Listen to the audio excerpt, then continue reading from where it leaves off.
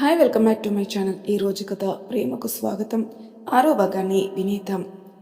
మధు తడబడుతూ నేను నేను నిజమే చెప్తున్నాను అనేసరికి క్రిష్ తన చేతిని మధు నడుం దగ్గరకు తీసుకుని వెళ్ళి గట్టిగా పట్టుకునేసరికి మధు కంగారుగా క్రిష్ని చూస్తూ ఉంటుంది. క్రిష్ అల్లరిగా నవ్వుతూ, నిన్ను ఇన్ని రోజులు చాలా మిస్ అయ్యాను మధు. అలానే ఇప్పుడు నా క్యారెక్టర్ని నీ ముందు బ్యాట్ చేయాలని అస్సలు అనుకోవడం లేదు, కానీ నిన్ను చూస్తుంటే నన్ను నేను కంట్రోల్ చేసుకోలేక ఇదంతా అని తనని వదిలేసి అప్పటి వరకు తన మాటలు బొమ్మలా నిలబడి వింటున్న మధు చుట్టూ చూస్తూ కృష్ణని సీరియస్గా చూస్తూ, అసలు ఏమనుకుంటున్నావు శ్రీ? మీకు నా ఫీలింగ్స్ అవసరం లేదు కదా అని ఏడుస్తూ, ఇప్పుడు చెప్తున్నాను వినండి. నేను మీ ప్రేమని పొందడానికి అర్హురాలిని కాదు. నాకు పెళ్ళైంది, అలాగే నాకు ఒక బాబున్నాడు. వాడి బాధ్యత నా మీద ఉంది. ఇది సరిపోతుందా మీరు నన్ను మర్చిపోవడానికి అంది.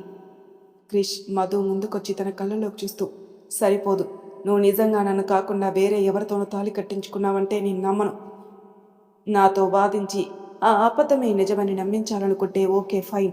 నువ్వు నిజంగా నీ లైఫ్లోకి వేరే వ్యక్తిని ఆహ్వానించి వారితో సంతోషంగా ఉన్నావనంటే నీ భర్త బాబుని తీసుకుని నేను చెప్పే రెస్టారెంట్కి రా. ఈ సండే నేను రాను, నాకు అవసరం లేదు అనుకుంటే నువ్వు నీకు తెలియని శ్రీకృష్ణుని చూస్తావు. నువ్వు ఎలా అయితే నేను నీ లైఫ్ అనుకుని నన్ను ఆరాధించావో, నేను కూడా నిన్ను ప్రేమిస్తున్నానని తెలిసి నీకు నాపై ఉన్న ప్రేమ తెలుసుకున్న తర్వాత ఇన్నాళ్ళు నీకోసం వెయిట్ చేశాను. కానీ నువ్వు నాకు తెలిసిన మధులా కాకుండా ఎవరో తెలియని వ్యక్తిలా బిహేవ్ చేస్తుంటే చాలా కోపం వస్తుంది, కానీ కంట్రోల్ చేసుకుంటున్నాను. ఇంతకుముందు నిన్ను దగ్గరకు తీసుకున్నప్పుడు నీ కళ్ళల్లో నాపై కనిపించిన ప్రేమ నిజం. అది నువ్వు దాచాలనుకున్నా తాగదు. కానీ ఇప్పుడు భర్త బిడ్డ అంటున్నావు. నేను ప్రేమించిన అమ్మాయి సంతోషంగా ఉంటుందని నాకు కూడా తెలియాలి కదా. అందుకే ఈ సండే ఆ రెస్టారెంట్కి నువ్వు నీ ఫ్యామిలీ రావాలి. ఇది రిక్వెస్ట్ కాదు, నా ఆర్డర్ అని చెప్పి అక్కడి నుంచి వెళ్ళిపోతాడు. మధు అక్కడే చైర్లో కూలబడి తల పట్టుకుని కూర్చుని, కన్నయ్య, నేనొకటి అనుకుని నాకు పెళ్ళైందని అబద్ధం చెప్తే అది నా మెడకే పాములా చుట్టుకుంది ఏంటయ్యా? ఇప్పటికిప్పుడు లేని భర్త ఎక్కడి నుంచి వస్తాడని చాలాసేపు ఆలోచించి, ఎస్, సండే కలిసినప్పుడు ఇలా చెప్తే ఇంకేం మాట్లాడకుండా ఉంటాడు అనుకుని, శ్రీ, నిన్ను నా ప్రాణంగా ప్రేమిస్తున్నాను, ఇప్పటికీ అంతే ఆరాధిస్తున్నాను కూడా. ఆ విషయం నీకు ఇంతకు ముందు తెలిసే ఉంటుంది, కానీ నేను నెరవేర్చాల్సిన బాధ్యతలు చాలా ఉన్నాయి. అవన్నీ నీకు భారం కాకూడదు అంటే నేను నీ లైఫ్లో ఉండకూడదు. నేనెవరికీ తెలియకుండా ఇంత దూరం వచ్చి ఉంటుంది కూడా. అందుకే నేను లక్కీ ఎక్కడున్నామో తెలిస్తే వాళ్ళు మమ్మల్ని చంపేస్తారు అని తన అక్క చెప్పిన మాటలు గుర్తుకొచ్చి లక్కీకి ఏం కానివ్వనక్క అని ఏడుస్తుంది. అప్పుడే అక్కడికి వచ్చిన అటెండర్ వెనక్కి తిరిగి ఉన్న మధును చూసి, మేడం, ప్రెజెంటేషన్ టైం అయింది, అందరూ మీటింగ్ హాల్లో ఉన్నారు, మిమ్మల్ని సార్ పిలుస్తున్నారు అని చెప్పి అక్కడి నుంచి వెళ్ళిపోతాడు. మధుకి అప్పుడు గుర్తుకొస్తుంది. పెన్ డ్రైవ్ తీసుకుని వెళ్ళి ఫేస్ వాష్ చేసుకుని తాను కంట్రోల్ చేసుకుని మీటింగ్కి వెళ్ళి అందరినీ విష్ చేసి క్రిష్ వైపు చూస్తుంది.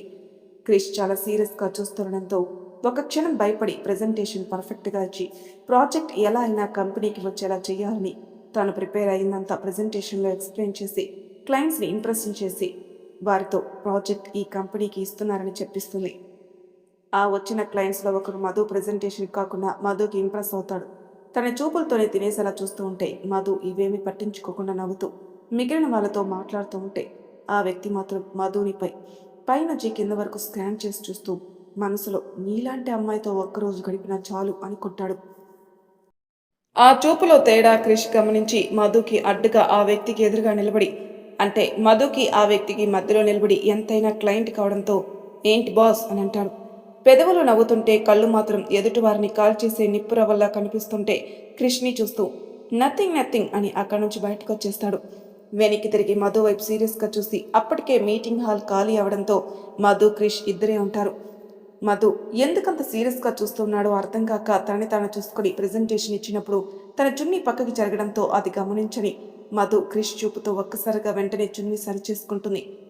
మనసులో, అంటే ఇందాక నుండి వాడు నాతో మాట్లాడుతుంది ఛ అని ఊహకు కూడా భరించలేక ఇలాంటి వెధవులు ఎక్కడికెళ్ళినా వదలరు అనుకుని క్రిష్ వైపు చూసి థ్యాంక్స్ అని చెప్పి వెళ్తుంటే మధు అన్న పిలుపుతో ఆగి వెనక్కి తిరిగి చూస్తుంది. అందరూ ఒకేలా ఉండరు. మనిషి మాట తీరు ఒకలా ఉంటుంది, ఆలోచన విధానం వేరే విధంగా ఉంటుంది. ఇంకొక విషయం, అనవసరంగా ఈ ప్రాజెక్ట్ కోసం నీ పర్సనల్ నెంబర్ ఎవరికి షేర్ చేయకు, అర్థమైందా అని చెప్పి అక్కడి నుంచి వెళ్ళిపోతాడు. క్రిష్ బయటికి వస్తుంటే దూరంగా ఎవరితోనో ఫోన్లో మాట్లాడుతున్న ఆ వ్యక్తి కనిపించి తన క్యాబిన్కి వెళ్ళిపోతాడు. తన వెనకే మధు రావడం చూసి ఆ వ్యక్తి ఫోన్ పాకెట్లో పెట్టుకుని మధు దగ్గరకు వచ్చేసి, మధు సార్, ఈ ప్రాజెక్ట్ విషయంలో ఇంకా ఏమైనా డౌట్ ఉందా అని అడిగేసరికి, నోనో మధు, మీరు చాలా బాగా ఎక్స్ప్లెయిన్ చేస్తారు, నేను దాని గురించి మాట్లాడడానికి రాలేదు. ఇట్స్ అవర్ పర్సనల్ అని నవ్వుతుంటే మధు సీరియస్గా చూస్తూ వాట్ డూ యు మీన్ అంది. ఆ వ్యక్తి మధు చేతిని తన చేతిలో తీసుకొని I mean to say I want to spend A night with you అని కళ్ళల్లో కోరికతో చూస్తూ చెప్తుంటే మధు తన చేతిని వెనక్కి తీసుకొని ఆ చేతని చెంపపై గట్టిగా కొడుతుంది. ఏంట్రా వాగుతున్నావు? నీకెంత ధైర్యం ఉంటే నాతో ఇలా మాట్లాడుతున్నావు? చంపేస్తాం ఇంకొకసారి నా ముందుకు వస్తే అని గట్టిగా అరిచేసరికి అక్కడికి అందరూ వచ్చి ఈ విషయం తెలుసుకుని వాడిని ఊరికే వదలకూడదని పోలీస్ కంప్లైంట్ ఇవ్వడానికి కాల్ చేస్తుంటే అటువైపే వచ్చిన శ్రీ జరిగింది తెలుసుకుని వాడిని అందరి ముందు 4 పీకి వాడితో వచ్చిన వాళ్ళతో మీ ప్రాజెక్ట్ క్యాన్సిల్ చేసేస్తున్నాను, ఇంకెప్పుడు నా కంపెనీలో అడుగు పెట్టడానికి ట్రై చేయకండి అని సీరియస్గా చెప్పి మధు చేయి పట్టుకుని అక్కడి నుంచి వెళ్ళిపోతారు. స్టాఫ్ అంతా షాక్తో చూస్తున్నారు. ఒక్కసారిగా వాళ్ళందరూ అందరూ ముందు చేయి పట్టుకొని తీసుకురావడం మధుకి ఇబ్బందిగా అనిపించినా ఇప్పుడు క్రిష్ ఉన్న కోపంలో తను సైలెంట్గా ఉండడమే మంచిదనుకుని క్యాబిన్కి తన వెనకే నడుస్తుంది. అక్కడున్న స్టాఫ్ అంతా ఏదో అనడం స్టార్ట్ చేసేలోపే మేనేజర్ సత్యప్రసాద్ గారు అందరినీ చూసి మధు మేడం ప్రాజెక్ట్ వర్క్ గురించి వెళ్ళారు, ఇంకా మీరు వెళ్ళి మీరు వర్క్ చూసుకోండి అని సీరియస్గా చెప్పేసరికి అందరూ వెళ్ళి వర్క్ చేసుకుంటూ ఉంటారు. క్యాబిన్కి వెళ్ళిన క్రిష్ మధు చేతిని వదిలేసి కోపం ఇంకా తగ్గకపోవడంతో పిటికిలి బిగించి అక్కడున్న టేబుల్ మీద గట్టిగా ఒక పంచిస్తాడు. మధు భయంగా క్రిష్ని చూస్తూ ఉంటే క్రిష్ గట్టిగా తనలోని తాను మాట్లాడుకుంటూ వాడికి ఎంత ధైర్యం ఉంటే నీతో అలా మాట్లాడతాడు రాస్కెల్, ఈడియట్, వాడిని ఊరికేనే వదలను అంటూ తన కోపాన్ని కంట్రోల్ చేసుకుంటూ ఉంటే మధు క్రిష్ని చూస్తూ కొంచెం భయంగానే వెళ్ళి క్రిష్ భుజం మీద చెయ్యి వేసి Sri please control yourself అని చాలా మృదువుగా చెప్పేసరికి క్రిష్ కూడా మధు మాటతో కోపం ఎగిరిపోయి వాడలా వాగితే అంత ఈజీగా వదిలిపెట్టాల్సి వచ్చింది ఛ అని అసహనంగా అంటుంటే మధు క్రిష్ని చూస్తూ సార్ మీరెక్కడ వదిలారు? అందరి ముందు వాడిని అలా కొట్టేశారేంటి? అయినా ఈరోజు ఇలా జరగడం కూడా నా మంచికే, ఎవరితో ఎలా ఉండాలో అర్థమైంది, ఇంకా మీరు ఆ విషయం మర్చిపోండి.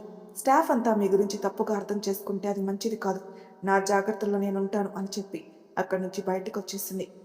బయటకు వచ్చిన మధుని చూసి స్టాఫ్ అంతా విచిత్రంగా చూస్తుంటే వాళ్ళ చూపుల్లో తేడా గమనించి అందరి వైపు ఒక సీరియస్ లుక్ ఇవ్వగానే అందరూ సిస్టమ్స్ వైపు తల తిప్పి వర్క్ చేసుకుంటుంటారు. క్రిష్ రూమ్లో అటు ఇటు తిరుగుతూ వాడిని తిట్టుకుంటూ మధు నీకు పెళ్ళైందని అబద్ధం చెప్పి నన్ను డైవర్ట్ చేయాలని చూస్తున్నావు, కానీ నాకు తెలుసు నీ లైఫ్లో నాకు తప్ప వేరెవరికి నీ మనసులో స్థానం లేదని. నీ గురించి ఇంత స్ట్రాంగ్గా ఎందుకు చెప్తున్నానంటే నువ్వు మధురున్నవి కాబట్టి, నువ్వు అందరిలాంటి అమ్మాయివి కాదు అనుకొని అక్కడి నుంచి తన పర్సనల్ రూమ్కి వెళ్ళిపోతాడు. మధు ఆఫీస్ నుండి స్టార్ట్ అయి ఇంటికి రీచ్ అవుతుంది. మెట్లు ఎక్కి పైకెళ్తుంటే జయ గారి ఇంట్లో నుంచి ఎవరి మాటలో వినిపించడంతో టెన్షన్ పడుతూ పరుగున కిందికొచ్చి లోపలికెళ్ళి అమ్మా అంటూ గట్టిగా పిలుస్తుంది. ఎందుకంటే తన గురించి లక్కీ గురించి తెలుసుకుని వాళ్ళ కోసం వెతుకుతున్న దుర్మార్గులు ఎవరైనా వచ్చారేమో అని భయంతో చుట్టూ చూస్తూ ఉంటుంది. అప్పుడే గది బయట ఉన్న బాల్కనీ నుంచి జయ గారు వచ్చి ఏమైంది మధు, ఎందుకంత కంగారు పడుతున్నావు అని ఆవిడ కూడా కంగారుగా అడుగుతుంటే శంకర్ తన వెనకే లక్కీని ఎత్తుకుని శ్యామ్ హాల్లోకి వచ్చి మధుని చూస్తారు. శ్యామ్కి మధుని చూడగానే ఎందుకో పాజిటివ్ వైపు రావడంతో తననే చూస్తూ ఉండిపోతాడు. మధు వెంటనే లక్కీని ఎత్తుకుని ముద్దు పెట్టుకుంటుంది. లక్కీని చూడగానే మధు మనసుకు ప్రశాంతత చేకూరుతుంది. మనసులోని కృష్ణుడికి నమస్కరించుకుని అమ్మా నేను లక్కీని తీసుకుని వెళ్తున్నాను అని చెప్పి అక్కడి నుంచి పైకి వెళ్ళిపోతుంది. ఇన్నేళ్లలో మధు ప్రవర్తన ఎప్పుడూ ఇలా లేకపోవడంతో ఇద్దరు ఒకరి ముఖాలొకరు చూసుకుని శ్యామ్ ముందు మాట్లాడకూడదని సైలెంట్గా ఉండిపోయారు. శ్యామ్, జయ, శంకర్ ఇద్దరిని చూస్తూ అత్తయ్య, మావయ్య, అసలు అమ్మాయి ఎవరు అని వెంటనే ఓ అంటే లక్కీ వాళ్ళ అమ్మగారు తనేనా? మీరు నాకు చెప్పింది తన గురించేనా? అవును శ్యామ్, పాపం తను చాలా మంచిది. కొన్ని అనుకోని పరిస్థితుల్లో వచ్చిన మధు మాకు కొన్ని రోజుల్లోనే పిల్లలు లేరని లోటుని తీర్చేసింది. తను మా సొంత కూతురు కంటే ఎక్కువగా చూసుకుంటుందిరా, ఈ ముసలి ప్రాణాలకు అండగా ఉంటుంది అని శంకర్ గారు చెప్పడంతో అంతా విన్న శ్యామ్ ఇంట్రెస్టింగ్ అని పైకి అనడంతో జయ గారు నవ్వుకుంటూ లోపలికెళ్ళి లక్కీకి పట్టాల్సిన సిరప్ కిందే ఉండిపోవడంతో అది ఇవ్వడానికి పైకెళ్తుంటే శ్యామ్ జయ చేతిలో బాటిల్ తీసుకుని అత్తయ్య మీరు అన్నిసార్లు స్టెప్స్ పైకెత్తారు, ఇటు ఇవ్వండి నేను వెళ్తాను గాని అని ఆ బాటిల్ తీసుకుని ఫాస్ట్గా సాంగ్ పాడుతూ మధు దగ్గరకు వచ్చేసరికి మధు బాబుతో ఆడుకుంటూ ఆ రోజు ఆఫీస్లో జరిగిందంతా చెప్తూ ఉంటే బాబు చాలా ముద్దుగా వింటూ కూర్చుని ఉంటాడు. శ్యామ్ వెళ్ళేసరికి మధు మాటలు విని గుమ్మం దగ్గర ఆగిపోతాడు. మధు మాత్రం ఇవేమీ పట్టించుకోకుండా కన్నయ్య ఇప్పుడు చెప్పు, అసలు ఈ సిచ్యువేషన్ నుంచి నేను మా బాస్ దగ్గర ఏం చెప్పాలి? సండే హ్యాపీగా నీతో ఉండొచ్చని నేను అనుకుంటే మా బాస్ ఏమో మన ఫ్యామిలీ లంచ్కి ఇన్వైట్ చేశారు. ఖచ్చితంగా మీ డాడీ ఎవరో చూడాలని మరీ రమ్మని చెప్పడంతో ఇప్పుడు వెళ్ళక తప్పదు. కానీ తనతో లేని మీ డాడీని నేను ఎలా తీసుకుని వెళ్ళాలి అని నుదుటిపై వేలితో రుద్దుకుంటూ ఆలోచిస్తూ ఉంటుంది. అప్పుడే లోపలికి ఎంట్రీ ఇచ్చిన శ్యామ్, మై హూనా మధు గారు అని నవ్వుతూ చెప్తుంటే మధు విచిత్రంగా చూస్తూ ఉంటుంది శ్యామ్ని. శ్యామ్ మధు ముందుకొచ్చి, హో సారీ మధు గారు, మీకు నేనెవరో తెలియదు కదా, చెప్తాను అని కూర్చొని మాట్లాడుకుందామా అని అడగగానే మధుకి అవసరం లేదు, మీరు ఇంకెళ్ళొచ్చు అని చెప్దామనుకున్నదే కానీ ఎందుకో సంస్కారం అడ్డు వచ్చి కూర్చోండి అని సోఫా చూపిస్తుంది. శ్యామ్ ఆ ఒక్క మాటకే చాలా సంతోషంగా, థ్యాంక్ యూ మధు గారు, మా అత్తయ్య మావయ్య మీ గురించి చాలా చెప్పారు, మిమ్మల్ని చూసిన తర్వాతే నిజమే అనిపిస్తుంది. మధు ఫేస్ కొంచెం అసహనంగా కనిపిస్తుంటే, ఓ సారీ, మీకు కంఫర్ట్గా లేనట్టుగా ఉంది, నేను వచ్చింది లక్కీ సిరప్ ఇంట్లో ఉండిపోయింది, అది తెచ్చివ్వడానికే వచ్చాను అని సిరప్ టేబుల్ మీద పెట్టి, మధు గారు, ఫ్రెండ్స్ అవ్వాలంటే ముందు ఒకరి గురించి ఒకరికి బేసిక్ ఇన్ఫర్మేషన్ తెలియాలి కదా. సో నా గురించి చెప్పాలంటే నేను ఇండోనేషియాలో పుట్టి పెరిగాను. మామ్ డాడ్ ఇద్దరు నేను పుట్టకముందే ఇండోనేషియాకి వెళ్ళి బిజినెస్ స్టార్ట్ చేశారు. సో నేను పుట్టింది ఇండోనేషియాలోనే. మా మామ్ శంకర్ మావయ్యకి సిస్టర్. సో అలా మేము రిలేటివ్స్ అనమాట. ఇక నేను ఇక్కడికి వచ్చింది ఇండియాలో కొన్ని రోజులు ఉండి అత్తయ్య మామయ్య వాళ్ళతో గడపాలని వచ్చాను. And no girl friends, I have no relations. Present single లైఫ్తో హ్యాపీగా లైఫ్ని ఎంజాయ్ చేస్తున్నాను. ఇది నా గురించి టోటల్ ఇన్ఫో. మీరు నా గురించి ఎక్కువ థింక్ చేయాల్సిన అవసరం లేదు మధు గారు. ఫ్రెండ్స్ అని చేతికి ముందుకు చాపి షేకండ్ కోసం చూస్తుంటే మధు ఎటో ఆలోచిస్తుండడంతో లక్కీ అప్పుడే నిద్రలేచి శ్యామ్ని చూసి నవ్వుతూ తన మీదకి ఎగరడంతో శ్యామ్ తనని గట్టిగా పట్టుకుని తనతో ఆడుకుంటూ ఉంటాడు. మధు లక్కీని చూసి సీరియస్గా ఫేస్ పెట్టి, లక్కీ ఇలారా అని చెప్పేసరికి లక్కీ తల్లి మాట విని బుద్ధిగా శ్యామ్ దగ్గర నుంచి మధు ఒడిలో కూర్చుంటాడు. మధు లక్కీ తల నిమురుతూ, సారీ శ్యామ్ గారు, ఏమీ అనుకోకండి, మా బాబుకి కొత్త పాత ఉండదు. అయ్యో నేనేం అనుకోలేదు. ఇన్ఫ్యాక్ట్ లక్కీ నాకు ఒక్కరోజులోనే చాలా నచ్చేస్తాడు. కానీ మిమ్మల్ని చూస్తుంటే లక్కీకి మీరే కన్న తల్లి అనిపించడం లేదు నాకు. Sorry to say these. Madhu చురుగ్గా చూసేసరికి, ఓకే ఓకే, మీకు నా మాటలు అంతగా రుచించడం లేదనుకుంటా. బట్ నేనైతే మీతో ఫ్రెండ్షిప్ చేయాలనుకుంటున్నాను. నేను చాలా స్ట్రైట్గా మాట్లాడతాను. అది బై బర్త్ నా నేచర్ అన్నాడు. ఇక నేను వెళ్తాను. మీకు ఇష్టం లేకుండా మీతో మాట్లాడటం పద్ధతి కాదు, అందుకే వెళ్తున్నాను అని పైకి లేచేసరికి మధు, శ్యామ్ గారు కూర్చోండి అని చెప్పి, మీతో మాట్లాడటానికి ఏం లేదు, బట్ మీరు అమ్మ వాళ్ళకి కావాల్సిన వాళ్ళు కాబట్టి నేనేమీ అనలేను. నాకంటూ కొన్ని లిమిట్స్ అండ్ పర్సనల్స్ ఉంటాయి. వాటిలో మీ జోక్యం లేనంత వరకు నాకు మీతో మాట్లాడడానికి ఎటువంటి అభ్యంతరం లేదు. బట్ నాకు మీ విషయంలో ఏమాత్రం డౌట్ వచ్చినా ఆ రోజు నుంచి మీరు ఎవరో నేనెవరో అర్థమైంది కదా. అమ్మయ్య, చాలా మధు గారు, నాకు ఇక్కడ పెద్దగా ఎవరూ తెలియదు. మా రిలేటివ్స్లో కూడా అంత పరిచయమైన వాళ్ళు లేరు. అందుకే మీతో ఫ్రెండ్షిప్ చేయాలనుకుంటున్నాను. నాకు వేరే థాట్స్ ఏం లేవు. మీరు అనవసరంగా టెన్షన్ పడకండి అని నవ్వుతూ చెప్తుంటే, శ్యామ్ చెప్పేది నిజమని తన కళ్ళు చెప్తుంటే మధు కూడా నవ్వుతూ, ఓకే శ్యామ్ గారు, ఈ రోజు నుండి మనం friends, like brother and sister అని శ్యామ్ ఆలోచనలు ఫ్రెండ్షిప్ వరకే పరిమితం అవ్వాలని లాక్ చేస్తుంది. శ్యామ్ అప్పుడు కూడా తడబడకుండా, ఓకే మధు గారు, లక్కీ నేను తీసుకెళ్ళచ్చా అన్నాడు. మీరు ఆఫీస్ నుండి వచ్చేసరికి చాలా టైర్డ్గా అయినట్లు అనిపించింది, అందుకే మీరు కాసేపు రెస్ట్ తీసుకోండి. అత్తయ్య మావయ్య నేను మా ముగ్గురికి లక్కీతో టైం పాస్ అవుతుందిలే అని మధు ఏం చెప్తుందని చూస్తూ ఉంటాడు. మధు కాసేపు ఆలోచించి, సరే శ్యామ్ గారు, 1 అవర్ తర్వాత లక్కీకి సిరప్ పట్టించాలి, నాకు కొంచెం వర్క్ ఉంది, కుదిరితే నేనే వస్తాను, లేకపోతే లక్కీని తీసుకొని రండి అని చెప్పడంతో లక్కీని ఎత్తుకుని, ఓకే థ్యాంక్స్ మధు గారు అని చెప్పి అక్కడి నుంచి లక్కీని తీసుకుని కిందికి వచ్చేస్తాడు. మధు శ్యామ్ వెళ్ళిన తర్వాత సోఫాలో కూర్చొని ఆలోచనల మధ్య సమయాన్ని గడుపుతూ, శ్రీకి డౌట్ రాకుండా ఉండాలంటే నేను సండే లక్కీతో పాటు నాకు లేని హస్బెండ్ని తీసుకుని వెళ్ళి చూపించి తనతో కొంచెం క్లోజ్గా ఉన్నట్లు నటిస్తే నీ మీద కోపంతో అయినైనా శ్రీ వేరే అమ్మాయిని పెళ్లి చేసుకోవాలనుకుంటాడు. కానీ ఇప్పటికిప్పుడు హస్బెండ్గా నటించడానికి ఎవరు వస్తారు?